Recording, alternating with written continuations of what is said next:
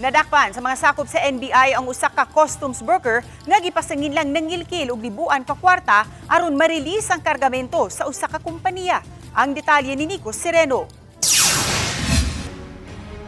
Girumbo sa personnel sa NBI ang opisina sa ilang target sa barangay San Roque, Cebu City. Nakadawat sila og reklamo batok sa giingong customs broker nga gingong mipasalig og areglo para ma-release ang shipment sa usa ka kompanya.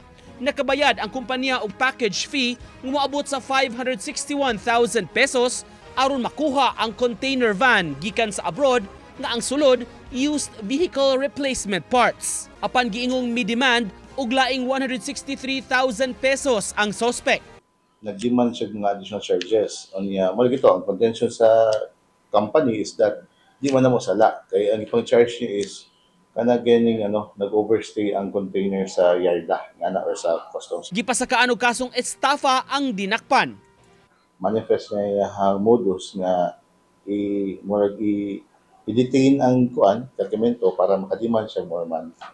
Sa pakighinabi sa mga sakop sa media, ang suspect mibarog lehitimo ang iyang gibuhat og lisensyado siya nga broker. Matud niya, nadugay pagproseso ang kargamento maong nadeklarang abandonado kini buot pasabot mas dako og bayronon. Gibarugan niya walay binuang sa nahitabo.